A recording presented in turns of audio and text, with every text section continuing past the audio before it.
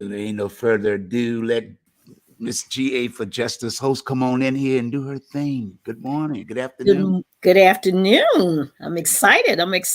It's Yeah. the seventh principle of Kwanzaa, and I'm always excited about Kwanzaa principles because guess what? It focuses on standards. And so today I bring you greetings. This is Georgia F. Allen. We welcome you as always to our weekly conversation for information, our conversation for correction, and our conversation for transformation. As always, we want to thank Mr. Henderson Vaughn, the dream maker, the Hey. CEO, the producer, the engineer, the everything person who provides us our opportunity to share information on the best of the 757 WVDM Yeah. radio show. A jack of all trades, but a master of none. But what is so important is that we have a Yes. platform that is open, is honest, it's got integrity, something that's kind of sorely missing in this nation today. So Yeah. the fact that we're able to come on, the fact that you've opened up these airwaves to give us an opportunity to share with the audience what's going on or some principles, as I like to say, that Mhm. help us to build our community to make it better. We Yeah. see plenty of stuff that's going on all around our nation. We hear of the incidents that continue to exist, the incidents that continue to prevail everywhere. But we like to talk about some of the other things that are also of importance to us as a community. So Mhm. again, this is the seventh principle of Kwanzaa, Imani. Imani means faith. Okay. It is the profound belief in and commitment to all that is of value to us as a family, as a community, as a people, and as a culture. There's another um, way to describe Imani. Imani is to believe with all of our hearts in our people and the righteousness and victory of our struggle. Because if anybody had a struggle, we, the African nation, we, the Black people, have had a struggle. And we became victorious again Mhm. and again and again and again and again. And the interesting thing about us as Black people, even though we have to fight, pull ourselves up, we have to climb that ladder and all. And when we get knocked down, we don't stay down, we get up. And I think part of that is because of our faith, because of the principles that have been taught to us from generation to generation. And while other people might think, well, they're always doing things that are not positive. Well, I would I would venture to say if there was another group in the nation of America, if there was another group that had been treated the way our community has been treated for centuries, I think they probably be crawling underneath a rock by now. Yeah. Okay. They might not be able to pull themselves up again and again because while some of the other communities may have been attacked, they were attacked mostly locally. They didn't have a whole entire government attacking them. They didn't Right. have an entire institution attacking them. They had fellow citizens attacking them because, oh, they're from England or they're from Ireland or they're from Germany or they're from France. And those were the type of attacks that they felt. And guess what? Because they were European, some of them changed their names. And so they immersed themselves and they became. But guess what? Because they knew their history, they never forgot their languages. They didn't forget the country that they came from, but not only the country, all the way down to the village that they were from. We didn't have such luxury. So today, my focus is on Imani. Again, it's on Imani. And I'm going to talk about our preferences, our purpose, and our power. Because guess what? Black nation, you got power. Maybe people haven't talked to you about your power, but let me reassure you, you have power. And I'm going to start back in the boycott days where our community was willing to walk for 381 days because of being discriminated against on buses, being discriminated against in hotels, motels, restaurants, even going shopping. They want your money, but they ask you to go in the back of the line or ask you to go through the back door. So when the people decided that they were going to boycott, they had a preference. And that preference was to do what? Sit anywhere they so desired. And why was that? Because they paid the same amount of money that everybody else did when they got on the bus. Okay? So not only did they want to sit anywhere that they wanted to, they had a right to. It's just that the institutions was preventing them from being able to sit wherever they so desire. The next thing was a purpose.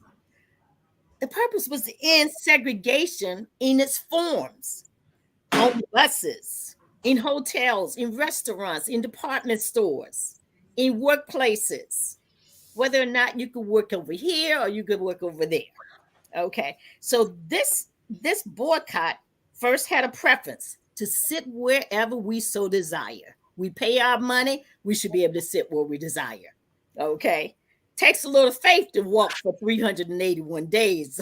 And it takes a victorious people to walk 381 days.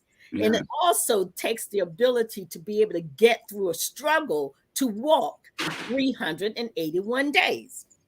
Okay, so the purpose was to end segregation in all of its form because this was institutionalized. This wasn't just, a couple of people saying, well, I just don't want to be around them because of the way they look.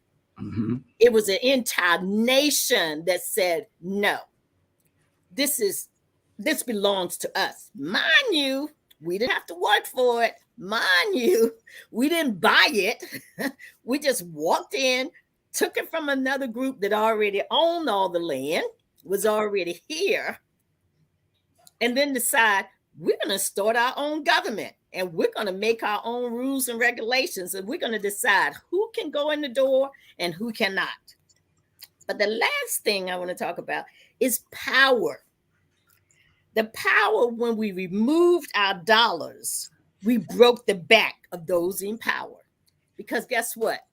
They needed that money to keep those buses rolling. They needed that money to go into the tax system in order to build roads or clean up land so that they can build the next industrial place.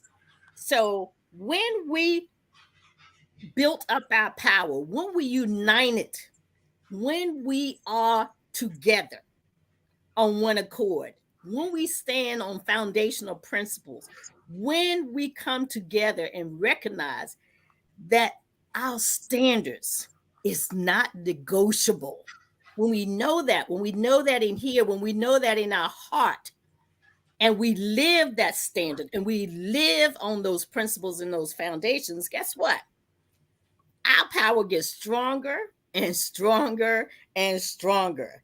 Removing our dollars bring about a significant change. We're in a similar situation right now.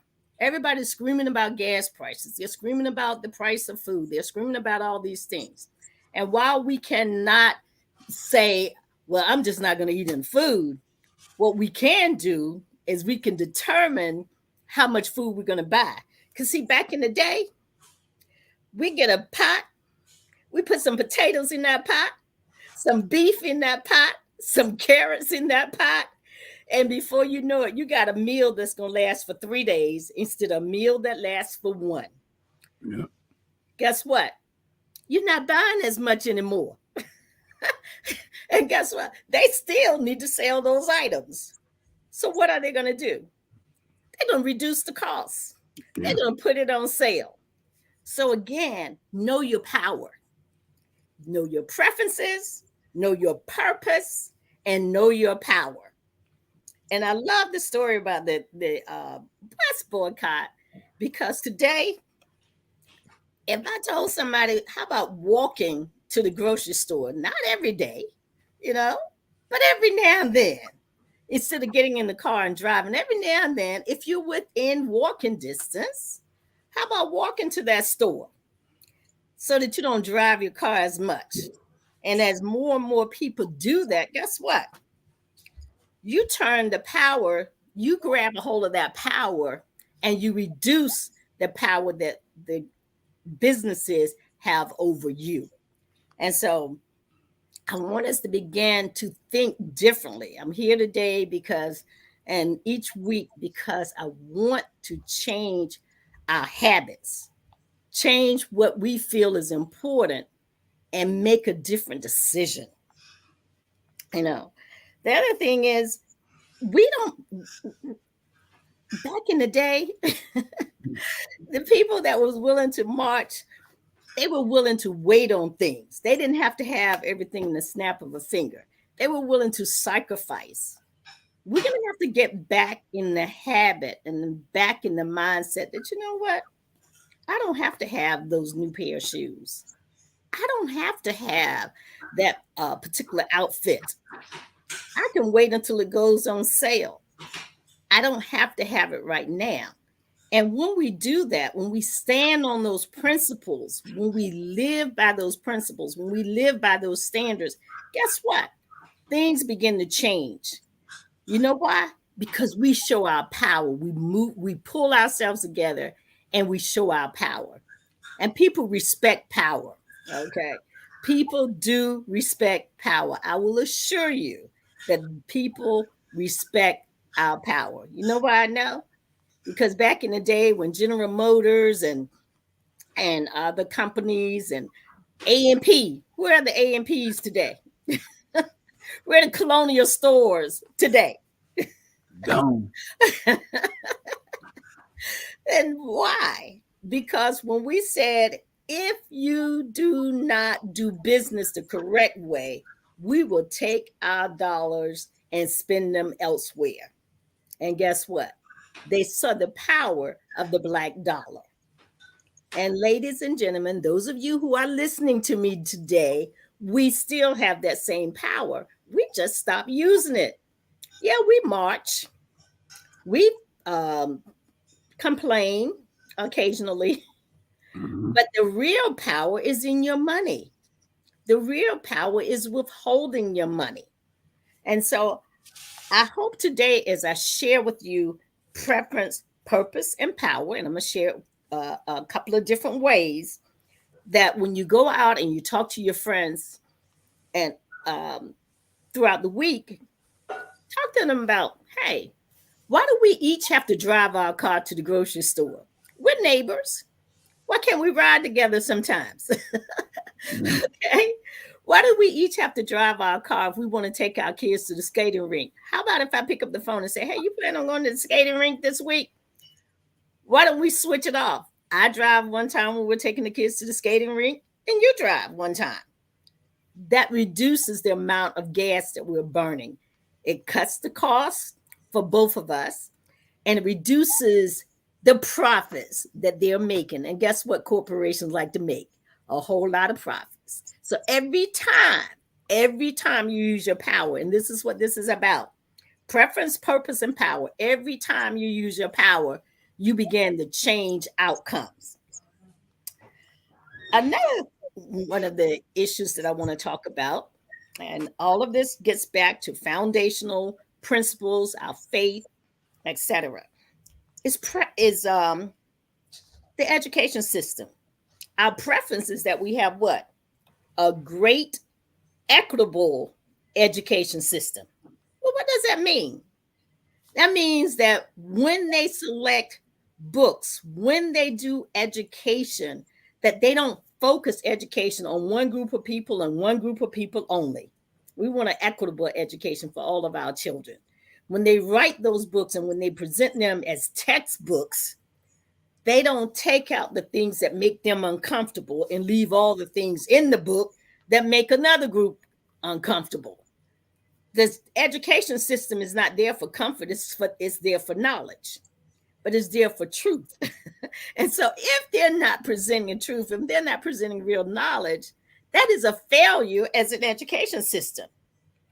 So if our preference is to have a great equitable education system, then our purpose is to have folks serving in those buildings to build a better outcome. So if those people who are serving are the teachers, the administrators, the guidance counselors, the various principals and all, we need to have the right folks. The school superintendent, we need to have the right folks. The school board. Well, how do we do that? How do we take that power, which is our next point? How do we make our power better and greater? Well, guess what we're going to have to do? We got to remove some people and replace them with somebody else. And that includes if the school principals, the assistant principals, if the teachers, the administrators, if they are not the right folk, then we're going to have to do some things to cause them to be removed from their positions. We're going to have to get them out of there, okay? Because we want to ensure that we have the right folks in the right positions so that our children can be armed to be better citizens in the skills of their choice. Now, those skills may be they're going to go to college and get a degree in becoming an educator, or they may get a degree in becoming a computer operator, or they may go and get another skill set. And that skill set may mean that they decided they wanted to be a mechanic. And that's okay, because we have this mindset. Everybody's got to have 1,500 degrees, and then they're screaming, I can't pay my bill. Why not get another skill set where you go and you learn technical skills, and then those 2-year degrees in community colleges are nowhere near as expensive as that 4-year degree, then another 2-year degree for a master's degree, then another degree for another master's, and you have all of these degrees, and then you come out and the amount of money they're paying you does not commiserate with the amount of money that you have spent to get that education. So again, the power is in our hands. It is our power to use for the good of ourselves and the good of our community. So preference is a great equitable education system. Purpose, to have folks serving, especially on our school boards. Listen to the people and what they say on school boards. We in Virginia Beach, we had school board members that was fighting for months on whether we should wear a mask, not wear a mask, where kids should wear a mask. Nobody can see their smile. Well, maybe nobody wanted to see them. Maybe they don't smile, you know. Maybe they were missing a tooth. Priority. Go ahead. I said maybe they was missing a tooth. Exactly. And so to sit here and say, it's just making my children uncomfortable. Well, if you sat down with your child at night, this child that you claim to love so much, and you shared with them the information with regards to why the mask can be of value to them, then already it's beginning to change their mindset. You gave them the mindset, well, I'm not going to wear a mask. The children didn't come up with that on their own, because I have kids and grandkids and great grandkids and all. Man, those little ones, they go and grab that mask so fast, and they got the different types, and they're showing them off and everything. So it was the adults that put them in the mindset. It was not the children. Now, are there some kids, or were there some kids that may have had some difficulty with that mask? Of course. Nothing is absolutely 100%. But if the classroom have 99% of the children with a mask on and only 1% that does not have a mask, I don't think that's going to be a major issue. But if you're encouraging everybody else to take their mask off, you're now putting everybody at risk. So there was a way to be able to do that, okay, without trying to destroy everybody because you wanted to do what you wanted to do. So again, our purpose is a great equitable education system. Our purpose is to have folks serving to build a better outcome, because at the end of the day, we want a better outcome. And then our power is to remove and replace those who are not doing the work that is in the best interest of our young people, because that's important. It's critically important that we elect, hire, make sure that we stay in touch with our schools. Are you there? Are you talking to the teacher? Do you know who your children's teachers are? Are you aware of who the principal is? Are you having these conversations? Are your friends also having these conversations? They're making sure that their children are doing what they're supposed to do. And then are we teaching them beyond the traditional education system and giving them a community education as well? Because if you want your kids to be outstanding, you cannot rely totally on an education system that is not designed for you. The education system really does exactly what it's supposed to do: make one group think that they're better than another group. Okay. So we have responsibilities as well. And again, it boils down to making sure to believe with all of our heart in our people and the righteousness and victory of our struggle. This is a struggle. Working in civil rights is a struggle. Working on behalf of our children is a struggle. But guess what? If parents form, and I don't mean the PTA, that's a good group, but in your own community, you need to also have your own PTA, okay? You need to make sure that you're working with your neighbors who have some of the same concerns that you have, so that you can have a different outcome as it pertains to our systems. And that's not just school systems, that's all of our governmental systems. It's critically important. Did you want to share something?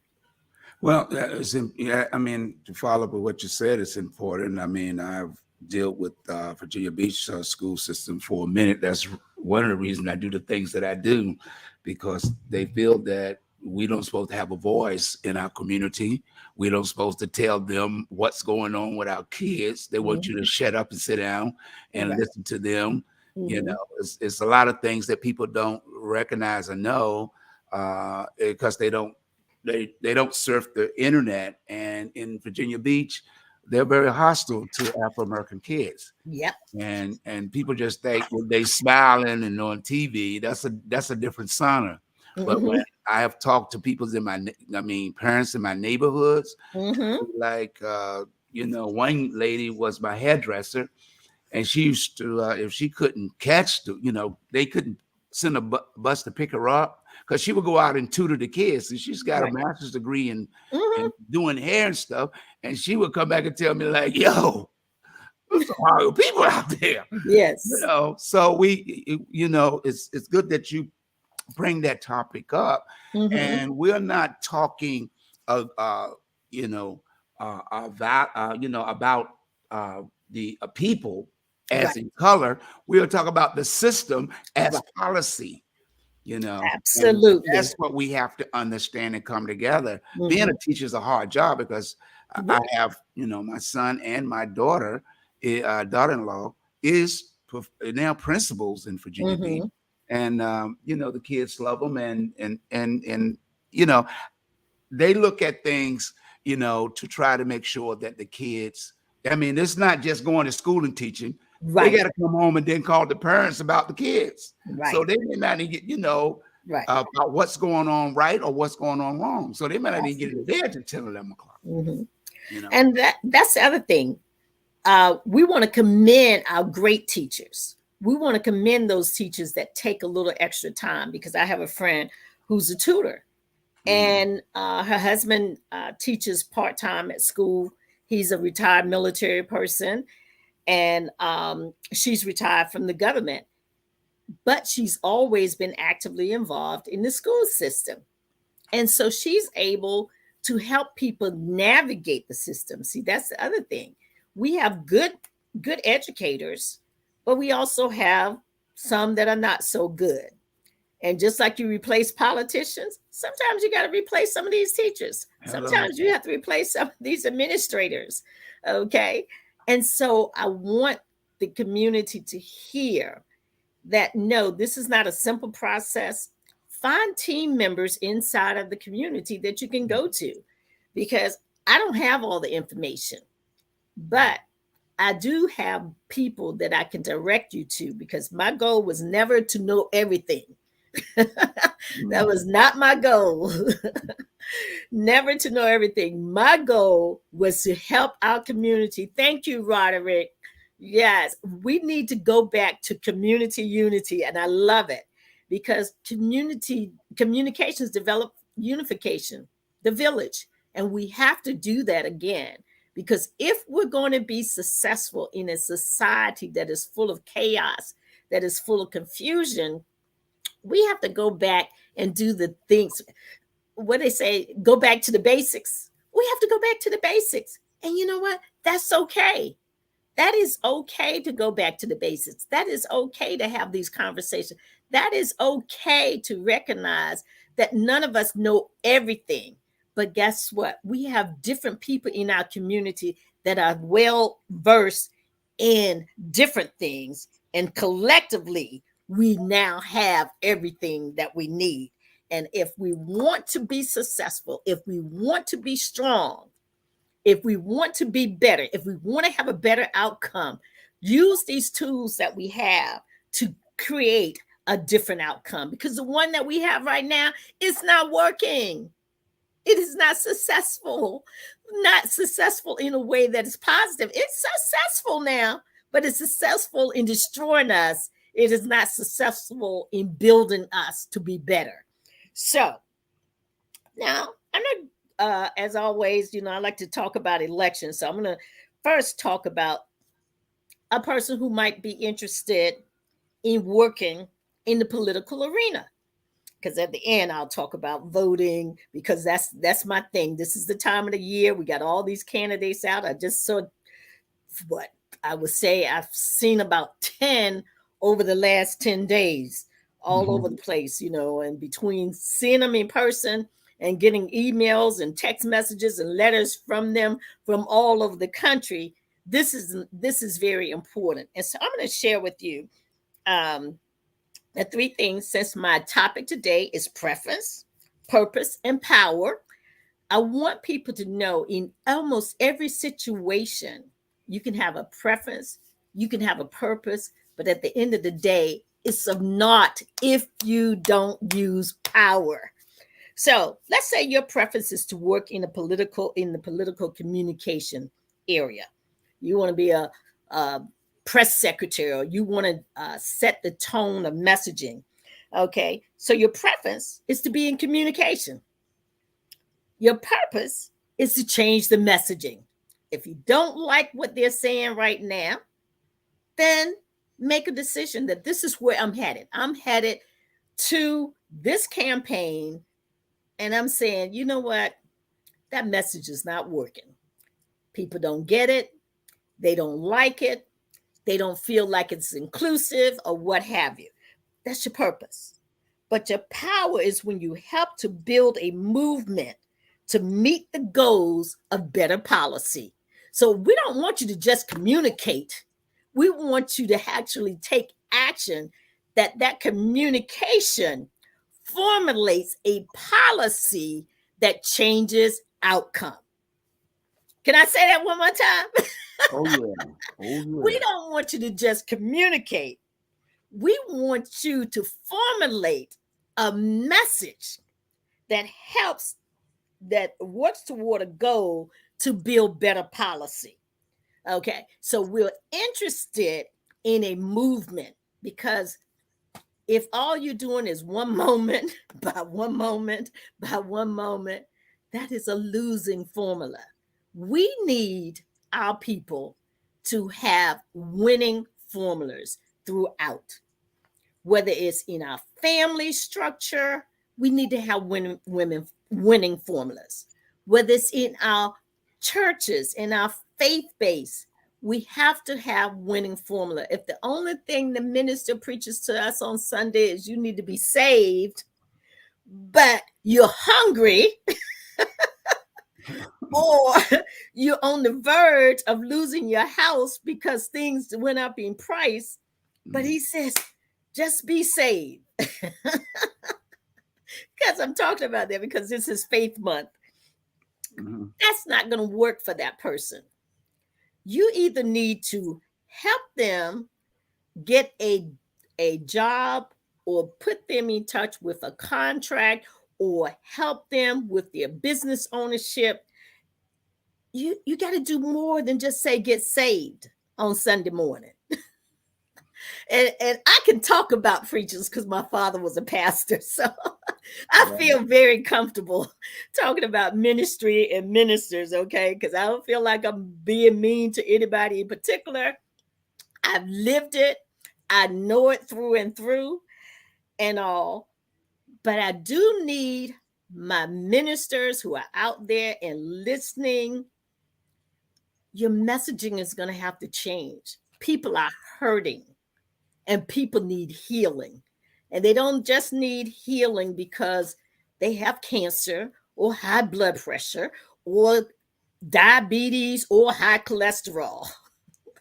They're suffering because maybe their income is not at the level that it needs to be in order for them to reach a certain standard or pay those bills. The other healing that they need is they need that conversation if they're overspending. It's okay to talk about that from the pulpit, to remind our people that it's important. It's extremely important that they live within their means. As a matter of fact, it's okay to live below your means. Don't get caught up in thinking that there's only one way to live, okay? Because we're interested in outcomes. I'm on this show because I'm interested in changing the outcomes of what's taking place in my community. And if I sound like I'm a little bit selfish, I have to be. Because I'm the only community, the only group that was held in bondage for over 200 years. Then, went through all of this other stuff. I mean, I didn't want to name it. I've said it on this show so many times, right. From segregation to discrimination to everything that you can possibly think of. And then when they decided to integrate, it wasn't for our good, okay? It was so they didn't have to run two school systems and pay for both of them. We wanted a better outcome, and all they did was pour us into a school system that said, I'm not teaching them how good they are. I'm not teaching them how important they are. I am going to only teach them what I want them to know. Sister Soldier said, look, that school system, the institution is designed to do exactly what it is doing. Nothing different. It is designed to do that. And I think that once we understand that the school system is designed to lift one group up, tear another group down, every now and then find a group of people that they want to promote because they're still trying to tear that same group down over and over again. When we understand that, then we can educate our children better. We can educate our children in a manner where they realize how great they really are. And they don't have to sit here and worry about what the school system is going to teach them, because what we are teaching them in our homes, in our faith-based community, that is what elevates them. That is what's encouraging them. And that is what changes the outcome. Preference, purpose, and power. Now, another preference is we got election coming up. We got all these people want to run for office. We got folks running for office. That's their preference. It's a simple preference. I want to run for office. I want to be elected. I want to be powerful. I want to do this. da da da da da, and on and on and on. Well, what's the purpose? Some people say, well, I just would like to serve. I want to serve. Serve and do what? Thank you. You got to have a purpose. Purpose can be to legislate and champion policy that is equitable. To legislate and champion policy that is equitable. Or you can run to legislate and champion policy that improves the condition of those who have been left out, let down, discriminated against, pushed back, pushed down, and all of this. And if that's why you're running, you're probably a pretty decent candidate. But see, we got to get you elected to office to see how you actually do those things that you claim to champion. And we as voters, we have to be responsible enough to hold them accountable. If they raise their hand and say, I want to run for office because I want to help my community. Well, what does that mean? So that's their purpose. But we as the citizenry, we as the community have a responsibility to ask them questions. What does that mean to you? Have you talked with the community to find out what their concerns are? You said you want to legislate and champion policy. What policy do you plan to legislate and to champion? Is that something that's agreeable to the community that you claim that you want to represent? Is it? Those are the things that we must get in the habit of doing. And then where does the power comes in? The power comes in is when we change the outcome. If there is legislation currently in place that is not to our benefit, not only do we need you, and we need to tell them that, not only do we need you to legislate and write new policy, we need your help in getting rid of the policy that hasn't been helpful to us. Okay? And so when you go into office, remember, you only have one vote. But if you're a good legislator, if you're a good politician, you know how to bring other people over to your side and bring them in so that they're now voting the way that you need them to vote on behalf of your own community. That's power. Because if all you have is one vote, you are of no real benefit to those of us who need you to push through legislation. You are of no benefit to those of us who need you to change policy if all you feel like you have is one vote. I can remember when Myra was still alive. We would go to Myra and we said, look, we need your help. We need you to do this, this, this, this, this. And she go, all I got is one vote. So Well, why are you still in office then? right. So you're the mayor, but you don't have any leverage whatsoever to change the minds of those persons sitting around the table. So you're just sitting there and they come to you and they say, we want to do this. And then your one vote votes every way that they tell you to vote. Then why are you there? Why are you there? That's similar to what we have right now. We have a Congress and a Senate, and others who beg for your vote to run for Congress, run for the Senate. And before they ever arrive, this is one political party, they say, we're going to vote no on everything. Well, where are you going? Where are you going? If you cannot sit down and read that legislation and read those laws and those bills that someone has written up and believe that they should pass, and you cannot decipher and discern whether or not, as someone who is elected, you can't decide on your own accord.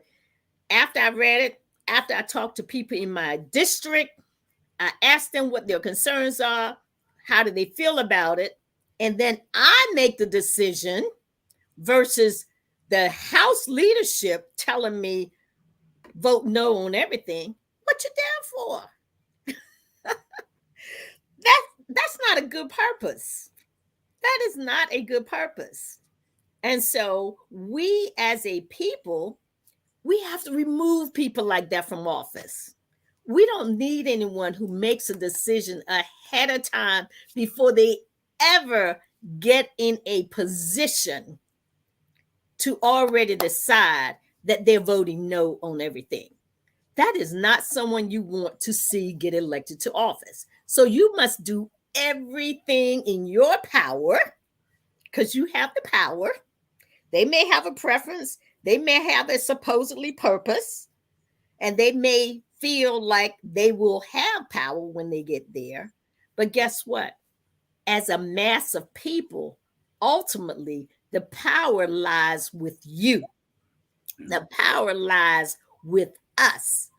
Again, again, we must have the profound belief in and commitment to all that is of value. Know your value, know what you value, know how important your values are to all that is of value to us as a family, as a community, as a people, and as a culture.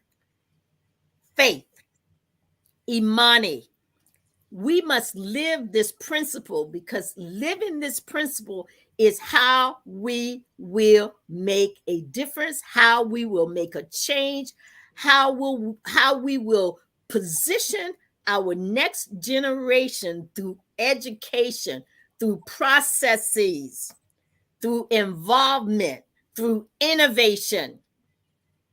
All of these things collectively, collective work and responsibility, one of our principles of Kwanzaa, self-determination. These are the things that's going to change the outcome. If we keep doing what we've been doing, we're going to keep on getting what we got. So I'm saying to my listening audience, and thank you, Roderick, again for that second message. I really appreciate you listening. Please share with others. I'm saying to my community, it's time for a change. We got to make a change for once in our life. Got to make a difference. We got to make it right. I think Michael Jackson said that. Listen to what the young man said, okay?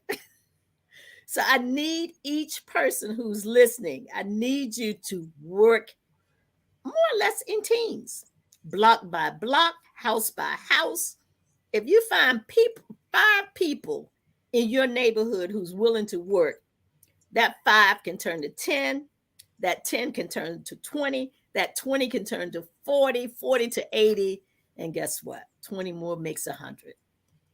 Okay, 99 and a half won't do. You got to have 100. Okay. So my thing to you guys is we have one of the best opportunities ever. You know why? Because everything looks like it's in chaos. Everything seems to be going down. Everybody is upset and nervous about everything. That's the opportunity. That's the time to get out there and make a change. That's the time to talk to people, to find out where they are, what their concerns are. Okay. And through faith, we can make that happen. Through faith, we can change that thing. Okay. Again, Imani, the other definition, to believe with all of our heart in our people. See, we got to have that belief in our people. We got to love our people. We got to encourage our people. Okay. Encourage in public, chastise in private. Okay. With all of our heart in our people and the righteousness and victory of our struggle. And yes, we have had struggles. And yes, we continue to have struggle. But if we hold on to this principle of belief, if we hold on to this principle of faith, if we come together on one accord, if we're self-determined, if we're cooperative toward each other, if we economically work together, if we do these things, we will see a different outcome. There's no other choice but a different outcome because things are moving in the right direction. And my last preference, purpose, and And power, of course, gets down to elections. We want to have fair and equitable election system. That means we don't want you writing one more law telling us we can't vote, or telling us we're going to close down a poll, telling us that we can't have water at the polling place. Okay. So that's our preference. Our preference is to get rid of those things that are not equitable, that are not fair, those things that do grave harm to folks in our community. And the purpose is to ensure that we have a true democratic process. That means the highest vote getter wins. Okay? Whoever got the most votes, they win. You can't do no juggling. You can't twist this around. You can't put a name in the hat and pull out which one. It's an even race. And so we're just going to pull a name out of the hat. No, no. Okay. We want to ensure that we have a democratic process where the highest vote getter wins. That's it, period. We don't have to make up no junk and do all this other stuff and claim that the election was stolen, or claim all of this stuff. If you're not the highest vote getter, you didn't win. It's as simple as that. You did not win. Every vote counted.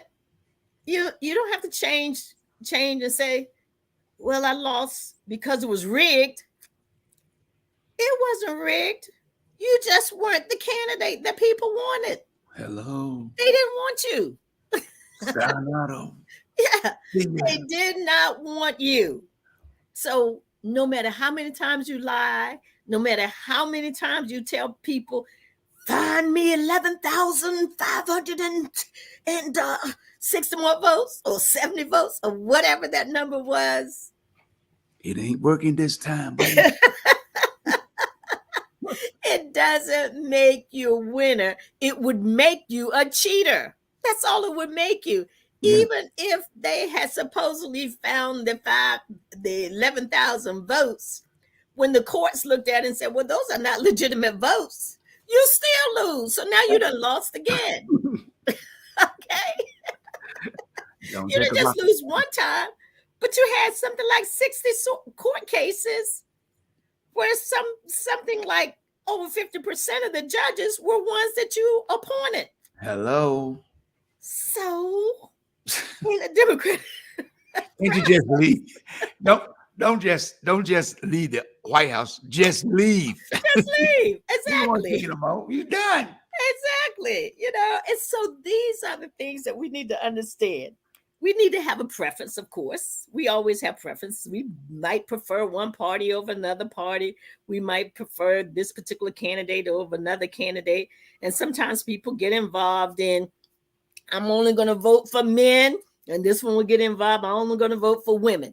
Those are things that happen. But at the end of the day, when the vote is counted, the one with the most votes win. Male, female, black, white, green, yellow, purple, orange.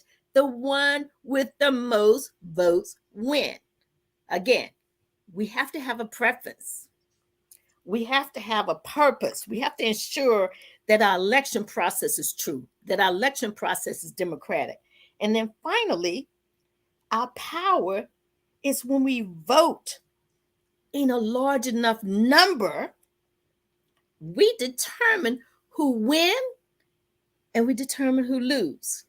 So if we don't like the candidate, the politician that is running where we live, you still have an option. You can vote them out and vote someone else in. And then if you didn't like the next person that came in for a couple of years, you can vote them out. Sometimes you might want to vote the other one back in because you realize you did have a pretty good thing, because we get all personal with some of this stuff. And some of it is personal. Don't get me wrong. Some of it is personal. When the Supreme Court made the decision that says abortions, Nobody can have one. Now, if that was my daughter, and she had a tubular pregnancy, and you're going to tell me she can lie there and die because you cannot remove that baby? I got a problem with that. I have a problem with that. Okay. You don't get to decide these type of personal decisions when we have a doctor who can tell us what the options are. And once we thoroughly understand the various options, then we sit down, depending upon who you are, with each other, depending upon your faith, with your faith leader, depending upon who it is.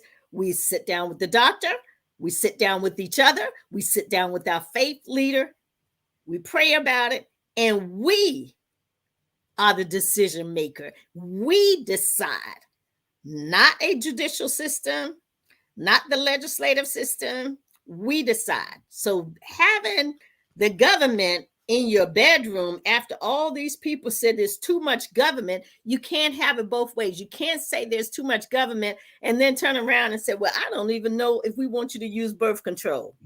Well, who's going to feed all those kids? That's a bedroom partner. The government become a partner.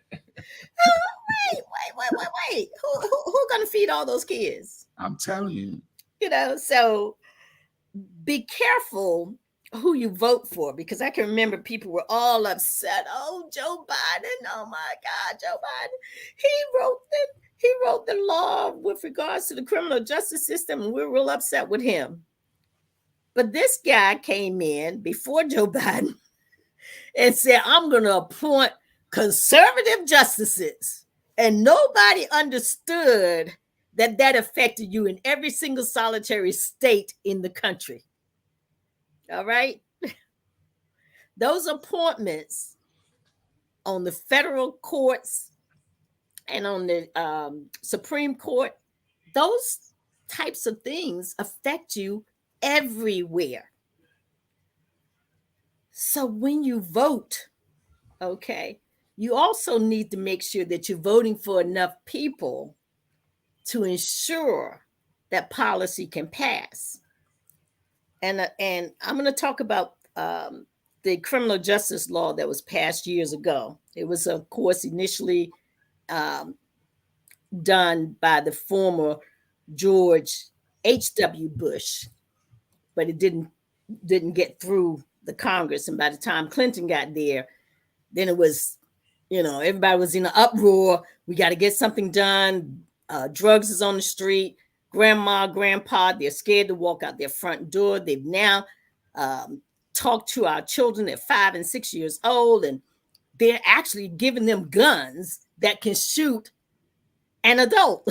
Okay. So back in the day, all of this was going on in many of the inner cities. I can't say all of them, but in a lot of the inner cities, we had a tragedy going on. While that bill was a horrible bill to pass, the other horrific thing that was done was the lackadaisical nature of a community that did not go back. See, policy can pass, but you also can change policy. A lackadaisical community that didn't go back and say, whoa, this went a little bit too far. Let me elect people and put them in office so that they can change the outcome. Okay? Let me elect people. So I know some people might not like it. We also have to be held accountable. No, I did not like that particular policy that passed, that particular piece of legislation, but you can't be mad with somebody if you didn't get out there and vote, if you didn't look for new people to run for office, if you sat at home and cried in your milk versus getting up, getting out there, getting involved, and helping to change the outcome. Because guess what? In these colleges and universities, legal students write policy and legislation all the time. And they discuss it, they send it out to different people, and those people say, I think that can work. And then they go back and they tweak it and they write notes on it and all. And then they make changes. And ultimately, they get a legislator to champion that cause. And guess what? It goes through. Well, I believe we have a school called Howard University. I believe Thurgood Marshall, Charles Hamilton Houston, and others came out of that university. Okay. So if they have a law school, I think that we had a responsibility to do the very same thing. And if we didn't know, guess what? GA for Justice just told you. Now you know. Now you know. So I need you to go out and find legislators, and I need you to go to your local law schools and get them to write legislation, and then find a legislator to champion the cause for justice on our behalf. That's your job. Vote in November. Elect legislators that work in your best interests. And then don't complain. Make a change, as Michael says. Just make a change for once in your life. You got to make a difference. You got to make it right. We can't do it by ourselves. It's all of us coming together to make sure that things change on our behalf for our children, our grandchildren, and on and on and on, and those that we may never see. So with that, this is GA for Justice. The month is July. The message, seventh principle, Imani. Faith is the profound belief in and commitment to all that is of value to us as a family, a community, a people, and a culture. With that said, thank you. We will see you next week, same time. All righty then. You've been watching GA for Justice with Georgia Allen, former president of the NAACP in Virginia Beach. So she got credentials and she got the knowledge. That's why she's here. Thank you for watching WVDM and the best of the 757 with GA for Justice on the World Wide Web. Until next Thursday. Bye-bye. Bye-bye.